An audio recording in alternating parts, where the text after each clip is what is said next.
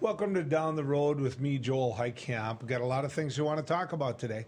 We're going to talk about where we're at in regards to aviation. We're going to talk about where we're at when it comes to cybersecurity. We're going to have a general talk about where we're at with the insurrection 6 months later. But we are going to start with aviation. Professor Brett Venhuizen is the chair of the Aviation Department at the University of North Dakota. Professor, good to have you coming down the road with us. Thanks for having me, Joel. You know, I spoke to some people over the weekend, and they're just pumped to be able to fly again. I've got a nephew that works in Florida. His family is in Kansas. And, of course, that's just a short period of time. And finally, he's able to go see his family as often as what he was before. I mean, the whole aeronautics life during COVID, that had to be a real challenge for people. Boy, everything did just kind of grind to a halt for the industry, but things are really picking up and people are flying again. And I heard some reports in the last day or so that travel had exceeded some numbers from 2019. So it looks like the industry is really on the rebound. So what is the industry doing? And I'm not talking, we'll get to UND and what you're able to do to help solve the problem when it comes to aviation. But what is the industry doing to protect people who are still quite nervous about COVID? Well, sure. There's certainly mask requirements when you're on board the flight. They're making sure that people are healthy before they travel, getting the word out that way. And I think the industry as a whole has done a pretty good job with that. Of course, as vaccination rates have increased, some of the airlines are starting to ask that the mask mandate be removed for vaccinated travelers, but still currently required to wear masks when you travel. I see that happening in the workplace. We require it where I work, that if you haven't been vaccinated, you have to wear a mask. It doesn't surprise me, though, that the people that work the flight, because they must be getting complaints after having been vaccinated, the flight attendants, the people at the gate, others, must be getting complaints of, why do I have to wear this mask when the rest of the world is opened up? My guess is they're getting flooded with those. I think we've certainly seen some of that, and we've certainly seen some bad behavior, on board flights. It's been in the news recently from folks that are arguing with flight attendants about the requirements to keep the mask on and those sorts of things. There's a certain amount of fatigue with the whole thing, I believe. Yeah, I've got a number of friends that work as flight attendants, one in particular, and she made the long hauls to China, those type of things, and she said that people's fuse is about that short, coming out of the 4th of July. But she said the tension's unbelievable on these flights. Yeah, I could see that. We've certainly seen examples of it, unfortunately. I want to talk about the job openings. I want to talk about, where we're at. I was at the Air Museum emceeing an event recently, and one of your recent graduates was there. And, of course, he was just fired up for the whole where he's going to take that skill that he learned at the University of North Dakota. It looks to me like he can almost print his job. I mean, why is there such a need for employees, for pilots, and everything else that goes with it? Boy, there was a huge demand before the pandemic, and there was a shortage of pilots. And then the pandemic happened, of course, and pilots were furloughed, and many pilots took early retirements and early buyouts. And so that's exacerbated that problem now that the demand has returned. And we see huge demand for our graduates out there. So we have relationships with many airlines that provide a pathway for our graduates to get to those jobs out in the industry after they complete their training here and work for us as instructors for a period of time. And the airlines just can't wait to get those people on their property and working for them. So you're right that recent graduate was excited because there's tremendous demand for pilots.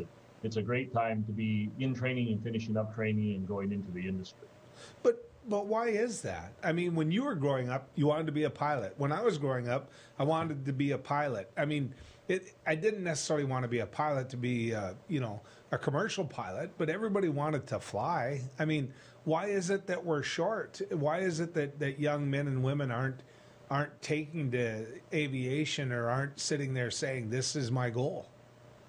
Well, there still are a fair number that do, and that do have that interest. But I do think that technology changes, young people's interest changes, and that maybe somewhat impacts what direction they decide to take their career field. But we don't really see a lot of that here at UND because most of the folks that are coming into our program are all very excited about aviation and love to fly and still have that kind of nostalgia for it, and so we're seeing a lot of very excited people that are going into the field. I think overall, though, driving the need is the demand. There are a lot of pilots that were retiring. There are a lot of pilots that were aging out. The airline industry has a mandatory age 65 rule where pilots are forced to retire at age 65, and so that opens up new opportunities. There's new aircraft being added, growing demand to travel, and that really leads people into the industry. See, I'm glad to hear that. I'm glad to hear that at the University of North Dakota, the program has stayed strong. As one of the, if not the, I should say, having been an individual that attended the University of North Dakota, the premier aeronautics program in the nation, which have turned out a lot of what the world needs. They were always the cool kids on campus. I mean, they were, other than maybe the hockey team, those were the guys you wanted to be, the men and women. It just seemed to me that, man, I want to get into that program. So that's got to still be going strong. It is. They're excited to be here, that's for sure. And we have record number of students. We thought that the pandemic might cause a little bit of a lull for us, and we might have some decreased interest in people wanting to go into this career field. But we haven't seen that. In fact, the opposite has happened. Our numbers in the aviation department are up year over year. Before the pandemic, we were growing, and that's continued ever since. So we have a lot of demand for our program, and the students are very excited and very involved. It was never a very cheap degree. It wasn't. It's bound not to be. I mean, you've got to have all this equipment for them to learn, and so it's just the reality of economics. Is that still the case in terms of, hey, you got to have this many planes, you're going to have to make that deep of a dedication to it? Is that still the case? That is still the case. In addition to the normal tuition costs that students have, students also have flight costs as part of our program because they do have to spend a fair amount of time operating our aircraft and learning how to fly the airplanes, and that's an expensive process. So it is a more expensive degree than other degrees on campus, certainly. How many of those students already have a job? When they're sophomores, when they're juniors, how many is the industry itself coming into your program and saying, look, I need this, I'll help pay for education, tell me who your top flight students are? Is that happening?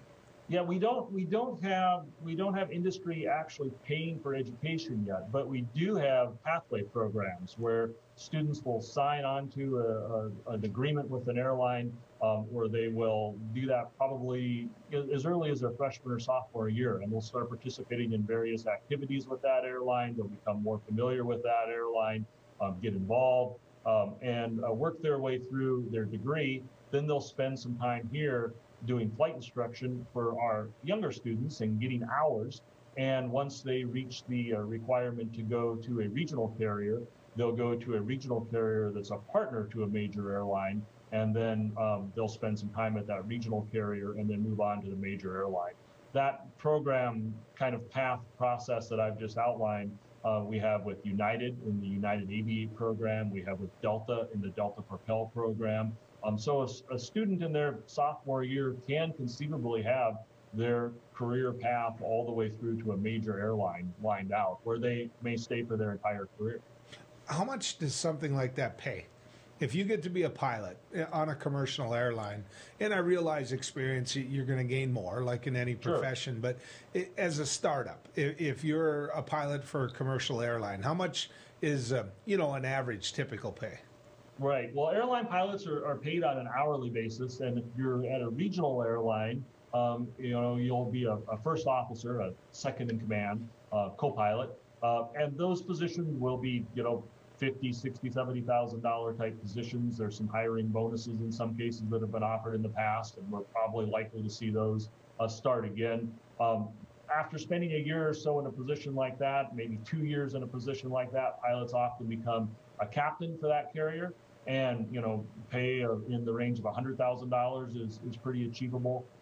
After spending a year or 2 or 3 as a captain in a regional carrier, and then getting hired by a major such as Delta or United, pay increases dramatically. And a second, third year first officer or co-pilot for a carrier like that can make $150,000 or more relatively easily, and then that'll go up when they become captains. So a very senior captain at a major airline could be in excess of $300,000 a year. All that, and you're doing exactly what you love, which is what drew you to the profession itself. Lost in all of that is there's a lot of people who get paid well at their job that don't like their job. But these young men and women that you're educating, that's their passion. I mean, that's what they want to do. How many they of have these excellent office views? Yeah, I mean, that's a pretty cool thing to do that.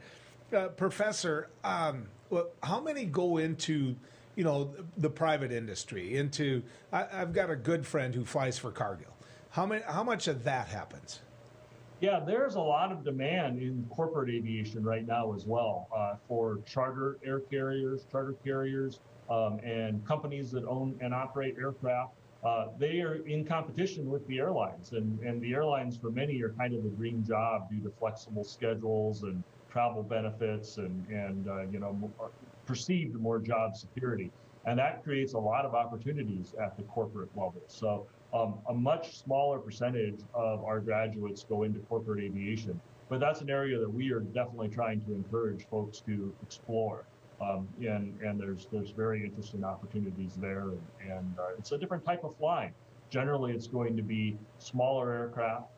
Generally, you're going to know and interact very closely with your passengers.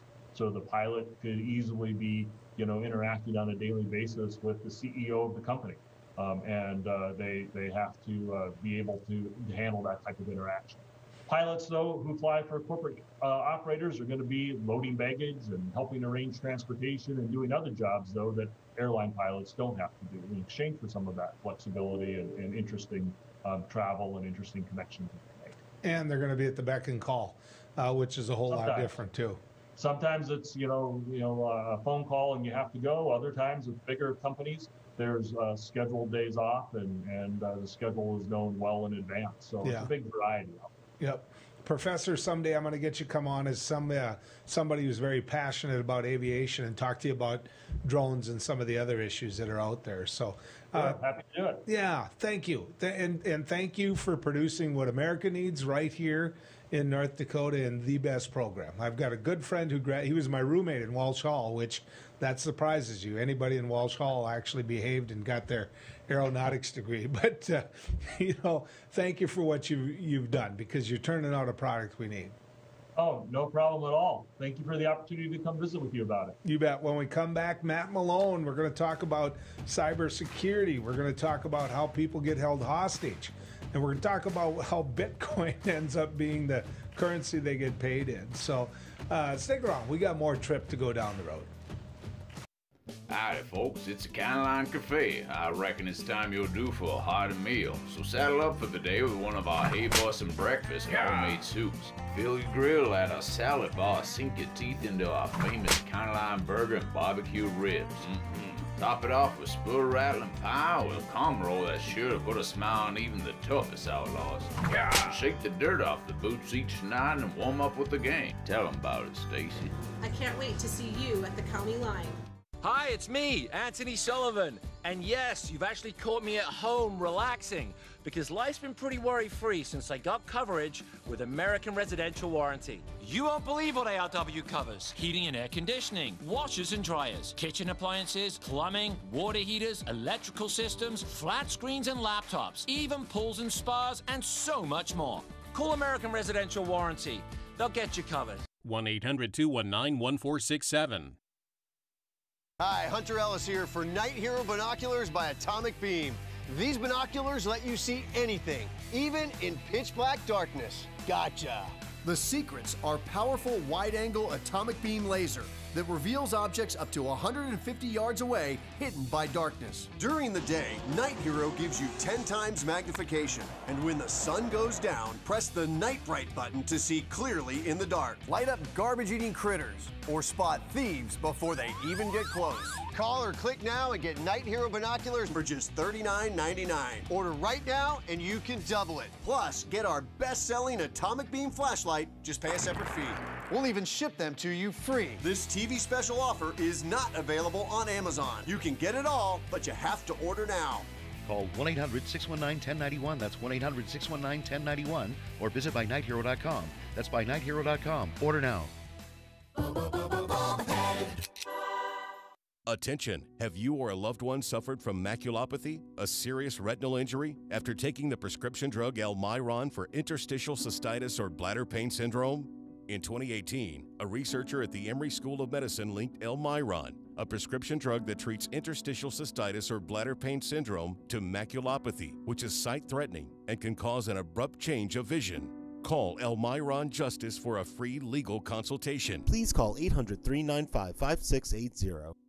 Non-attorney spokesperson. This is a paid advertisement for legal services sponsored by Nightline Legal. Cases assigned on a random basis to participating law firms. This drug remains approved by the FDA. If you or a loved one regularly took Zantac and were later diagnosed with cancer, call right now. You may be entitled to financial compensation. Potential cancers include bladder cancer, colon cancer, kidney cancer, stomach cancer, liver cancer, pancreatic cancer. Do not stop taking a prescribed medication without first consulting with your doctor. Discontinuing a prescribed medication without your doctor's advice can result in injury or death. Call 1-800-230-9210.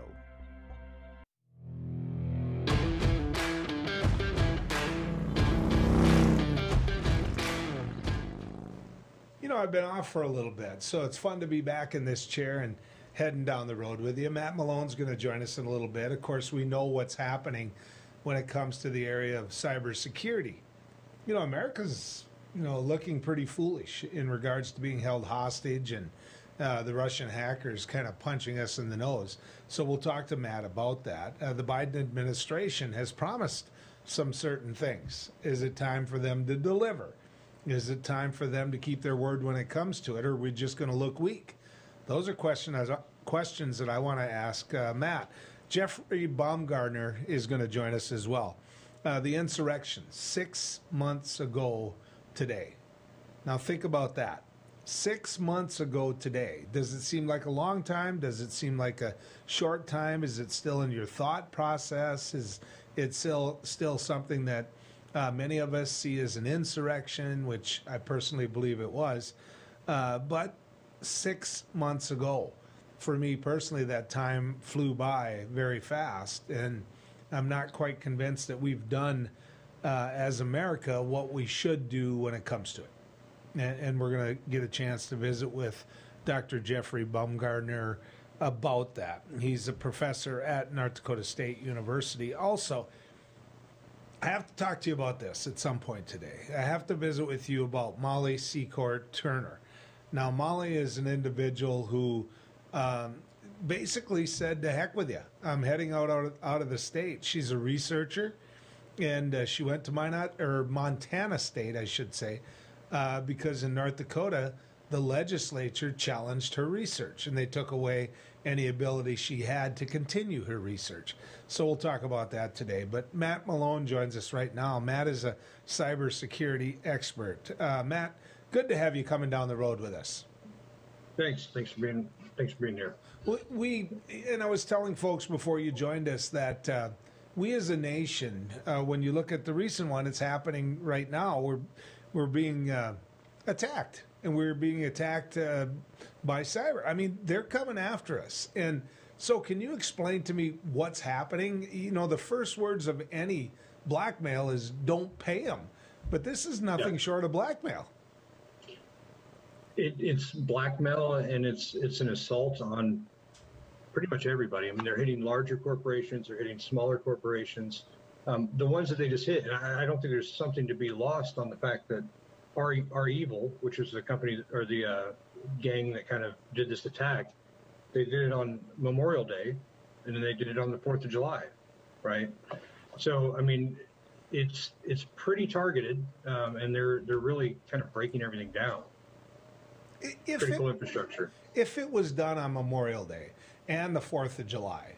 Does that smell to you and to people in the cyber community as more orchestrated by the Russian government itself, more to send a message to us as Americans that we can do this and we can do it anytime we want?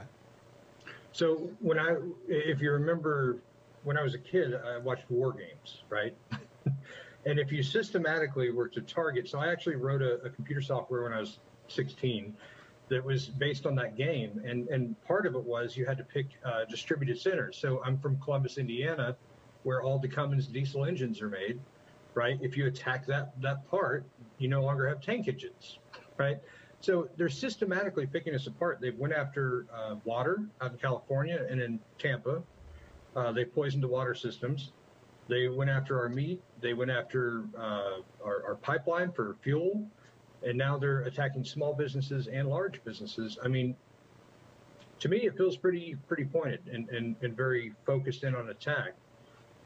And it's tough because, you know, if I was to hack in the United States or somebody was to do that and attack a country over in Europe or even Russia itself, the FBI would come arrest you. There's no question. So if Russians are attacking the United States and the Russians are not attacking or not arresting the Russians, that's a problem. So why haven't we stopped it? I mean, or am I just being that naive? Now that we know it's happening, now that we know where we're susceptible, can't we stop it? Don't we have the software to stop it? Don't we have the ability or the intellect to stop it? So we do have the intellect to stop it. So I'll equate it. I'll call it a pandemic, right? So we're in a ransomware pandemic, and we just came out of another pandemic. Now, the one thing that we did, and Americans are amazing at this, we're really good at coming together in a time of need and realizing that, oh man, there's something on the horizon. We need to bond together. So World War II, we did it during the pandemic. People were wearing masks. They were washing their hands. They were learning about viruses. If you asked me 2 years ago, what happened, you know, how does a virus transmit? I would have told you I have no idea. I'm not an epidemiologist. But today I can tell you, I put on gloves, I wear a mask, I do what I have to do.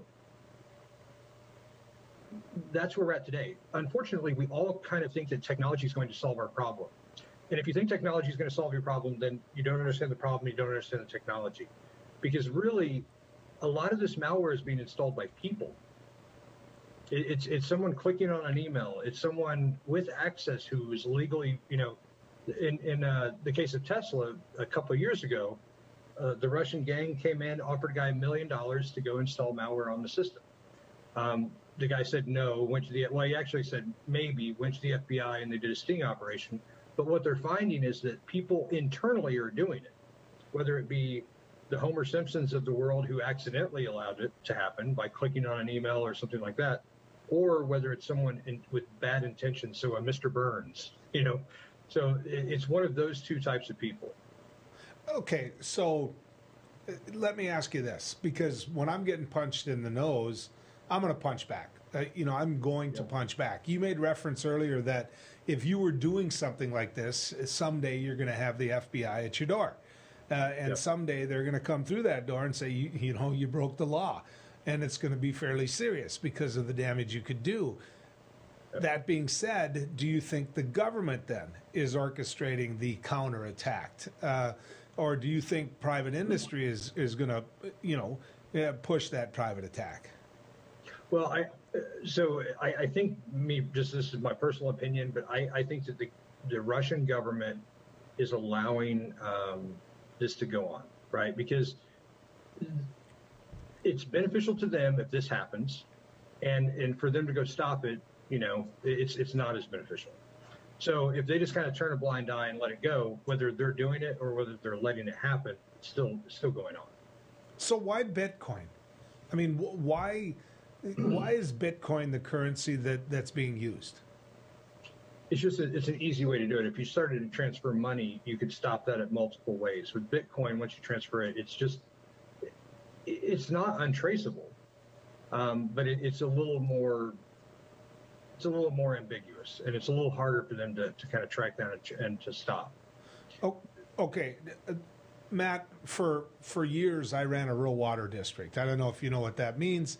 Yeah. Coming from Indiana, I'm pretty sure you do. So I had 2,800 miles of pipe, a number of reservoirs, a number of cities, a number of water towers. I always felt that was one of the most dangerous things in America because people, you know, they're ingesting it. They're drinking water versus, hey, you know, I had my power shut down. Do you see that happening more? You saw it in California.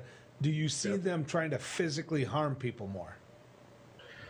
Yeah, I mean, so there was actually just recently, I did an interview with Savannah, Georgia. There was a hospital that got shut down in ransomware. And I mean, there was over in Germany, there was and again, this attack that happened with Kaseya happened in the US and in Germany. So in that particular area, there was a woman who went to the hospital and died because she couldn't get treated at the hospital and had to move to somewhere else. Well, let me say this. Oh, I'm sorry. So, I mean, hospital being a perfect example of that, you know, because you need it. You need it to stay alive. So it scares me. Guys with brains like yours need to fix this. I'm putting it all on you.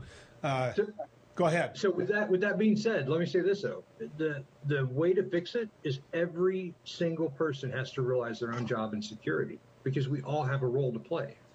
So don't open up emails that in any way you question. Don't open up emails and also learn about the problem, right? We don't have to all become epidemiologists. We all don't have to be cybersecurity experts, but we need to know, wash your hands, you know, change your passwords, have multi-factor authentication, do the simple stuff. And that simple stuff, it goes with the weakest link. So if we can reduce the amount of weak links we have, we're going to have a better shot at fighting it. All right. One other thing, your room raider rate as we go down the road is 10 out of 10. Anybody who's got guitars behind them is quite cool. So I appreciate it, Matt. Thanks for coming on. Thank you. When we come back, Dr. Jeffrey Bumgarner. Dr.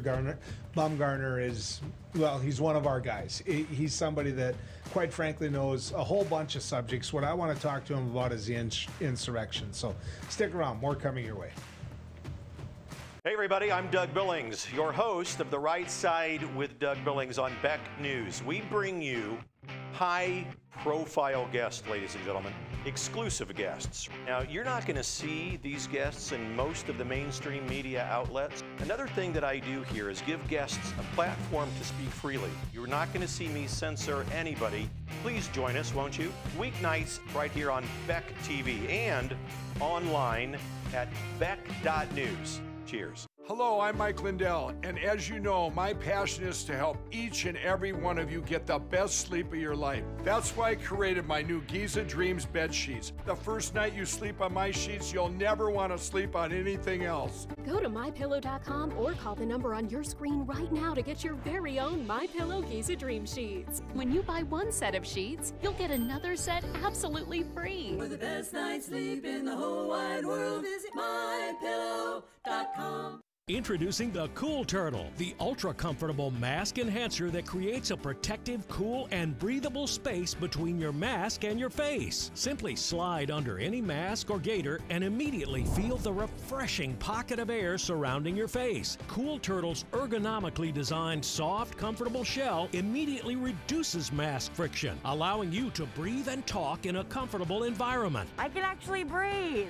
With the Cool Turtle, no more sweating. It's like I don't even have a mask on.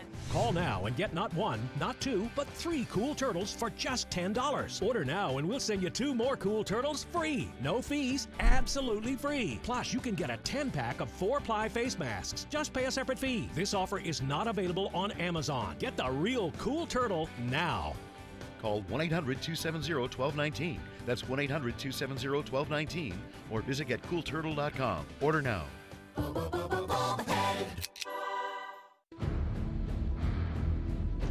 Calling all farmers. Join us Friday, July 16th for Farmers Night at the Bismarck Bucks. The Bucks take on the Frisco Fighters with a 6:05 p.m. kickoff, and we'll highlight our friends at Farm Rescue as we help raise money to support our farmers around the region. For more information on tickets, please visit bismarckbucks.com. Get your free general admission tickets today.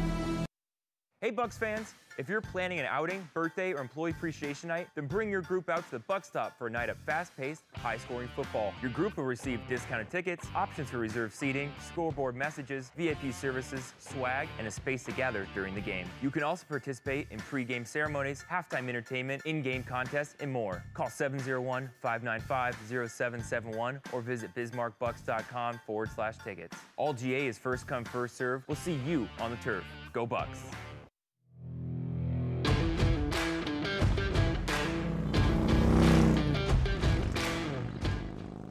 Well, we promised him, and he's here, Dr. Jeffrey Bumgarner.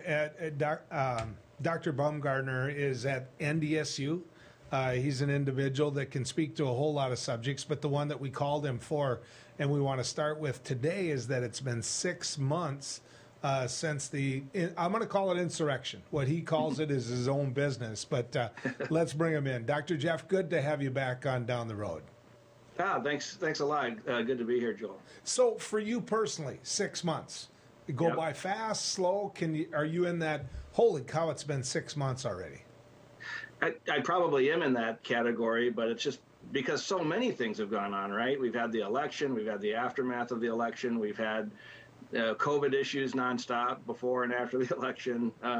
We've been opening up, in recent months, and so that's been a big paradigm shift for a lot of people going back to work. So it's just been a whirlwind of news stories and things happening in people's professional and personal lives, mine included. And so, it's gone by really quick. So, today I was looking at some news reports, and they're really struggling finding some of these individuals. They're looking for any help that they can get to find some of these individuals. Some that have been arrested are giving up others. But do you see in today's high technology world some of the individuals that committed the most heinous crimes in all this getting caught? I mean, what do you see happening?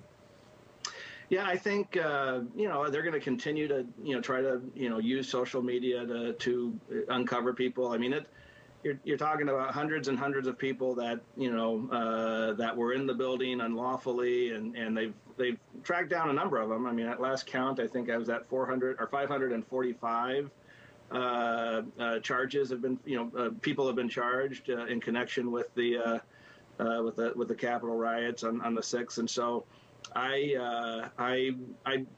think they'll continue to find others, presumably, what I guess I've been most interested in is if there's going to be any significant number of cases against plotters, right? People that organized, and we've heard a lot about the Proud Boys as being kind of an instrumental organization in this, and some people with that organization deny that. But I'd like to see if there's going to be some of those more serious charges. Most of these 545 are facing relatively minor charges. They're not facing insurrection or rebellion charges. They're not facing seditious conspiracy charges. They're facing charges relating to entering and staying in property without authorization, or damage to property, in some cases assault or obstruction. They're facing those kinds of charges that you would associate with rioting and unlawful protests.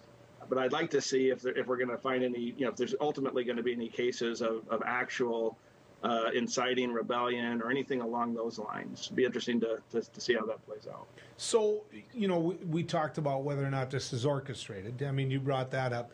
What would make you come with bear spray and masks and goggles if it wasn't orchestrated? I mean, they're sitting there at a rally where Donald Trump is telling them things that clearly would entice them to head on down to the Capitol. I think that's indisputable. The argument that just, he told them to be peaceful once versus everything else, he used his rhetoric there. If you're coming with masks and bear spray and physical weapons that can be turned into physical weapons, you're planning it. Which is why I use the word insurrection. And I'd love your take on that. Yeah, those are fair points. And one thing I like about your shows, Joel, is you're quite happy to have people on with different viewpoints and whatnot. And my take is probably slightly different than yours in that, it was absolutely unlawful and riotous behavior. You know, I'm open still to be convincing that Trump is more culpable than others might be.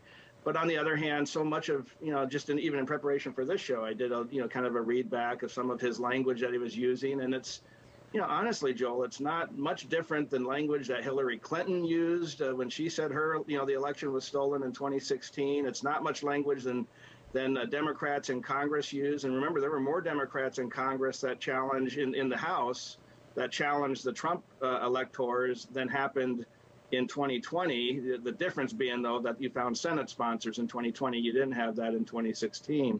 But I mean, both sides have used, you know, fairly charged, fighting words, political rhetoric to describe, you know, their opponents or when they've lost to their opponents. And so I'm honestly trying to be, you know, sort of, you know, balanced in recognizing that this kind of language happens on both sides. The activities of January 6th very much resembled, you know, some of the riots we saw in 2020 throughout the summer. And remember, there were 14,000 plus people arrested over the summer of 2020. And there were a lot of people saying the same thing you just said. How do people show up with bear spray and weapons and masks and shields if they're not being orchestrated to do so, right? And so, you know, where are all the, you know, the you know, sort of the organizing or inciting or, you know, facilitating a riot charges from the summer? So yes, I think there is obviously some planning and organization. I don't know that it was Trump that was doing that. That's why I'm interested in seeing what groups were behind, hey, show up at the Capitol, bring your bear spray, bring your pepper spray, bring your tasers, you know.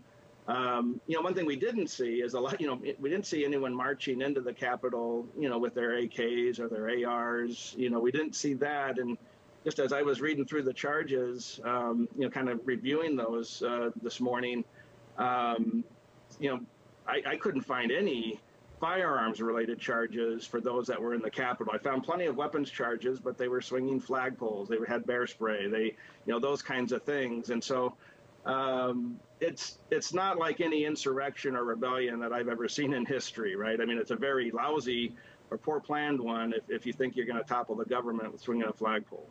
Well, and the only reason that I would debate you on that is because, yes, inflammatory language has been used on both sides. Not even debatable, you know, but I would argue that I don't know of any case where the opponent that lost held a rally short distance from the Capitol and utilized every tool they could to get people there.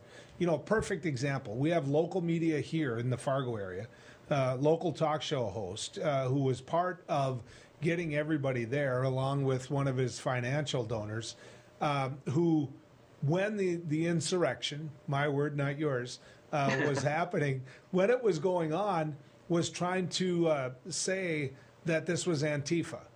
That was doing a live Facebook saying, this is Antifa. You know, I'm hearing words that it's Antifa, or saying that he's hearing that. It's as though people wanted to bear no responsibility for saying, look, I got these guys fired up. I got them riled up. I mean, yeah, I shouldn't have got them that hot. But, you know, when I'm seeing people who supposedly believe in the American flag more than I do as a Democrat, and they're bludgeoning people with it, I just want to call hypocrite. I just totally want to call hypocrite. And I'm with you on that. And actually what you just said a moment ago about, you know, this is where I might agree with you that, look, I think Trump does bear some responsibility for once seeing that the rhetoric, again, I think rhetoric that's been kind of common in political circles and in political elections, but once seeing that the rhetoric is having this kind of charged effect, not quickly as he could, calling it back or undoing it. You know, you had people like even Mike Pence saying, look, you gotta call this off or talk this down. And he very reluctantly eventually finally did so, very, you know, sort of sulkingly finally did so. And I don't defend that at all. I don't defend Trump's speech or anything like that, you know, on its merits, and I certainly don't defend the rioters. And I do think they were rioters. They assaulted police officers. They busted through barricades.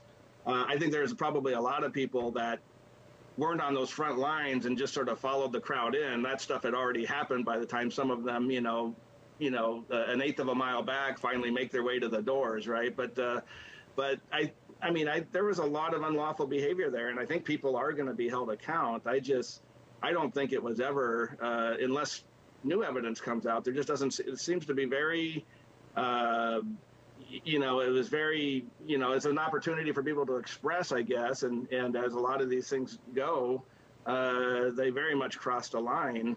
But again, we've seen these kinds of things before. Think about the Kavanaugh hearings and 1,000 people on the steps of the Supreme Court literally banging on the doors trying to stop, his swearing-in ceremony, or accosting members in the halls trying to get them to change their vote on Kavanaugh. So, we've had misbehavior like this before, and we've never characterized it as an existential threat. And I just don't think this was one either. Whatever was going to happen, eventually those people were going to be rounded up and pushed out and arrested, and the business of government was going to go on. It was never going to be anything, quite as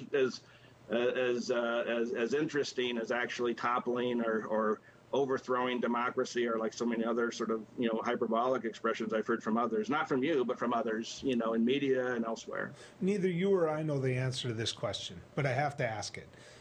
Your opinion, obviously. My opinion is, if they had gotten to Nancy Pelosi or Mike Pence, not saying it's Democrat or Republican, there would have been a lot of physical damage to them. In fact, they could have been murdered. Your thoughts on that?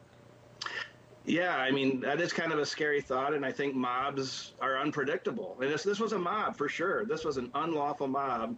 In mob behavior, people will do things in in a mob setting that they would never do in their normal lives or whatever. And again, we've seen that time and again in the summer of 2020 as well. Regular people, decent people, get caught up and they do things that they would not normally do or defend. And so that is scary to think, and it should never have happened. I think Democrats and Republicans can agree that, whatever we've tolerated in the past, we can never allow a group like this to breach a government building like the Capitol and literally hold people hostage or possibly assault them or harm them or murder them. Obviously, we can't let it ever get even that close again. Well, Dr. Bumgarner, I have to say this. Lost in all of this is the fact that people were going to set off bombs in front of the Republican and Democratic headquarters, and that seems to not be mentioned anymore as part of the investigation, that they brought bombs. So I love getting a chance to visit with you, man. Let's do it again soon, okay? Absolutely. Thanks again, Joel. I really appreciate it. Dr. Jeff, ladies and gentlemen, when we come back, Molly Secord Turner. Research. Let's talk about it at NDSU right after this. Hello, I'm Mike Lindell, and as you know, my passion is to help each and every one of you get the best sleep of your life. That's why I created my new Giza Dreams bed sheets. I started by using the world's best cotton called Giza. It's only grown in a region between the Sahara Desert, the Mediterranean Sea, and the Nile River. It's ultra soft and breathable, but extremely durable. My Giza sheets also include full 21-inch wide pillowcases that will fit over any pillow and deep pocket sheets that will fit over any mattress. The first night you sleep on my sheets, you'll never want to sleep on anything else. Go to MyPillow.com or call the number on your screen right now to get your very own MyPillow Giza Dream Sheets. Giza Dream Sheets are available in a variety of colors. Use your promo code, and for a limited time, when you buy one set of sheets, you'll get another set absolutely free. For the best night's sleep in the whole wide world, visit MyPillow.com. Non-attorney spokesperson. This is a paid advertisement for legal services sponsored by Nightline Legal. Cases assigned on a random basis to participating law firms. This drug remains approved by the FDA. If you or a loved one regularly took Zantac and were later diagnosed with cancer, call right now. You may be entitled to financial compensation. Potential cancers include bladder cancer, colon cancer, kidney cancer, stomach cancer, liver cancer, pancreatic cancer. Do not stop taking a prescribed medication without first consulting with your doctor. Discontinuing a prescribed medication without your doctor's advice can result in injury or death. Call 1-800-230-9210.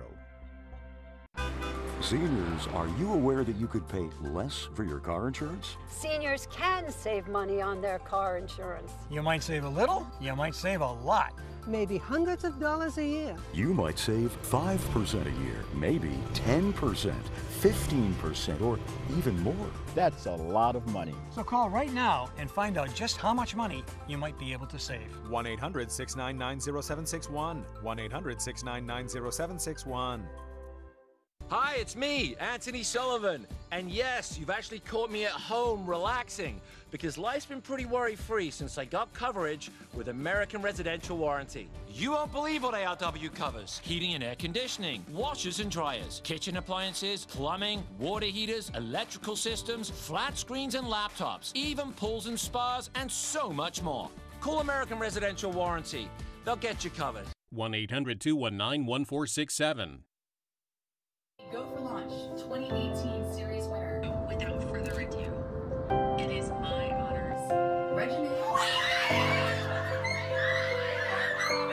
The winning team is the Flumin River Excellence. Oh my God! They won!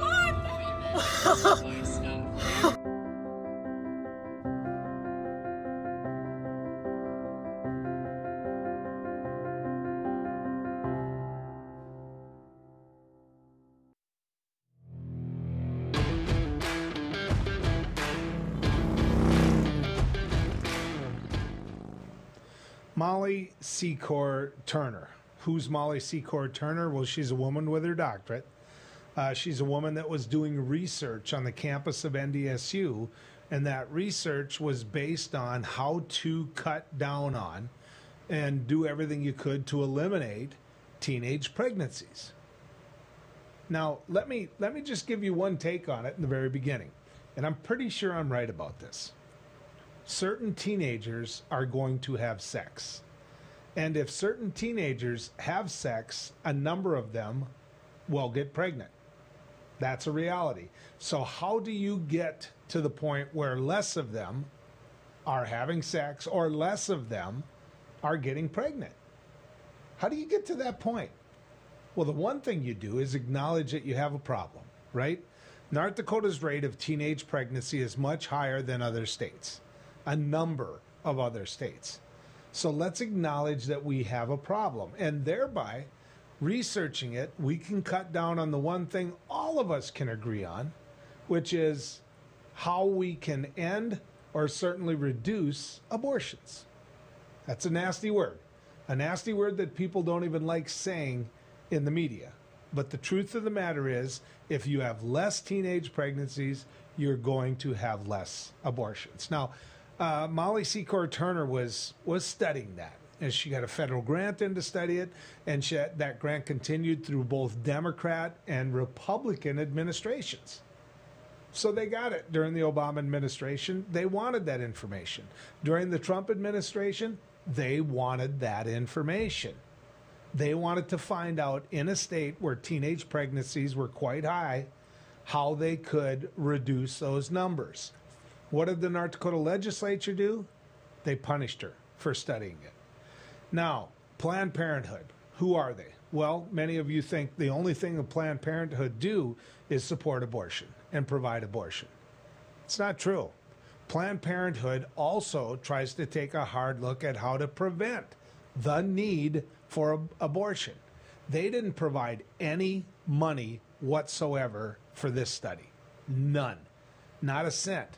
They were used as a source for information on part of what they do, which is try to find out how to reduce teenage pregnancies. But the name alone made certain legislators. And when I say legislators, that isn't fair to all the legislators. What you have to do is you've got to call them out. You've got to say it. This is the right wing of the Republican Party that went after her, that went after research on a campus. And this was Jana Myrdal. This was Kathy Skra. This was Sebastian Ertelt. This was Jason Heitkamp, a distant relative of mine. There, I acknowledge he's a relative, which I hope you don't hold me to, because we don't see very many things together. That's just the cold, hard truth. These people attacked her research when in fact her research was doing what you would think that they would hope would happen, which is less abortions, right? And thereby attacking her and legislating against her in Senate Bill 2030. Check it out. Look it up. By doing that, she pulled the pin. They took away her research. She's going to Montana State. She accepted a position there. Now, what price do we pay? You're never going to know about the researchers that will not come to our state. You won't know about them. But there will be some. In fact, there'll be a lot of them who say, why in the world would I do tough research at NDSU or UND or any place like that when the legislature is hovering over on a branch like a vulture waiting to attack me and my research? Now, Molly Secor Turner said that Dean Brashani had called her and given her support. Dean Brashani, the outgoing president of NDSU. That's good. He should have. Now, did he do a full-throated support? Did he go public and firm, saying, don't do this to my campus? You're going to hurt research long-term? I don't believe he did. But the one person I really don't believe did was Governor Doug Burgum. Now, Molly Secor Turner contacted Governor Doug Burgum. She sent him emails looking for help, looking for any help she could get to stick up for her research. He never got back to her. He never got back to her. I don't know whether he was afraid to have the conversation. I don't know if he was afraid of the legislature. I don't know why. But I do know this, as someone who professes to be a full supporter of NDSU, at the very least he could have gotten back to her. Her father is one of the leading researchers at NDSU in the area of potatoes. What do you think he thinks of all this? I mean, we can talk about the grant dollars that come in the area of ag. Do you want to be more than an ag state? It's a question you have to ask yourself. Do you want to be more than an ag state? I think we can be.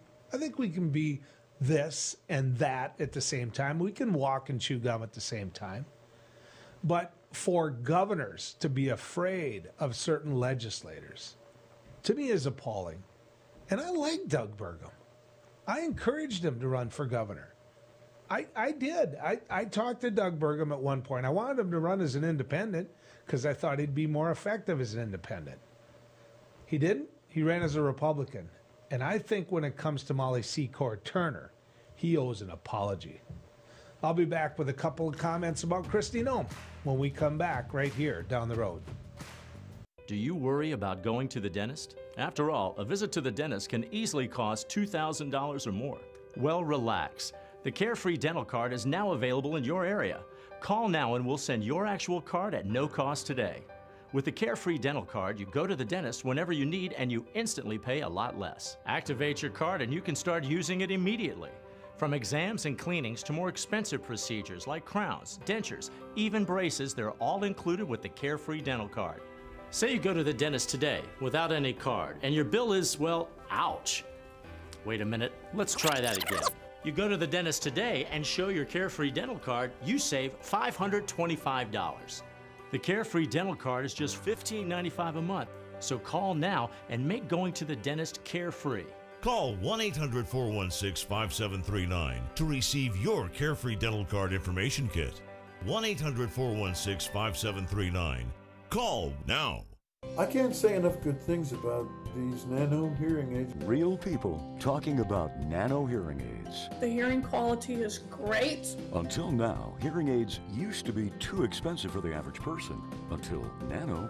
Call now and you'll get your Nano hearing aids for only $297. You'll save $100. When you buy one hearing aid, Nano will give you a second hearing aid free. Call right now. 1-800-213-3815. Spas, etc. Yeah, yeah. You've come to know and trust us for over 18 years with the largest selection and showroom in Western North Dakota for our beautiful Sundance spas. Plus, you could pick out your next home experience with our selection of pool tables, shuffleboards, and fun accessories. Spas, etc. Your relaxation destination on Maiden Bismarck.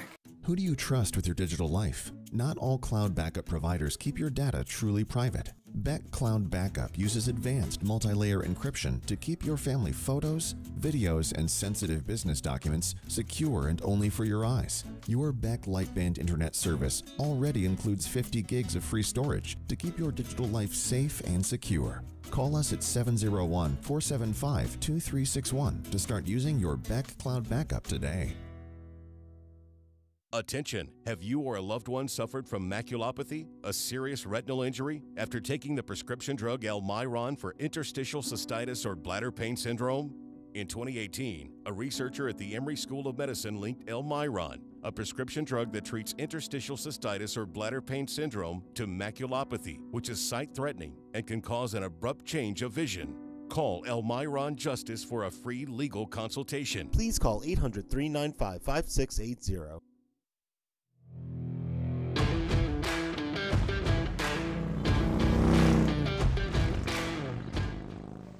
She wants to be president of the United States of America. And if not president, she wants to be vice president of the United States of America. Certainly, she's already running for one of those two positions. South Dakota Governor Kristi Noem. So how do you do that? How do you get the attention of the Republicans in the nation? How do you get the attention of the kingmaker, the man that you go to and you kneel in front of, Donald Trump? Well, you do things that make him look wise. In South Dakota, for example, Kristi Noem said, don't wear a mask. You don't need to wear a mask. Okay, there you go. She hasn't been supportive of vaccinations. She hasn't. She hasn't been going out there and taking the lead as the chief executive of the state and saying you got to get vaccinated, because that isn't what Donald Trump wants. Now, what did she do? She activated 50 members of the South Dakota National Guard, and she's sending them to the border to defend our country, because Lord knows those 50 members of the National Guard are desperately needed for that. But it's being funded by a private donor out of Tennessee. So what happens now? Somebody else comes in with a great big donation to Kristi Noem, and she activates more members of the National Guard to be members of a militia. It's dangerous, dangerous stuff. And we're going to talk about it tomorrow. We're going to talk more about it tomorrow. Good riding with you, folks.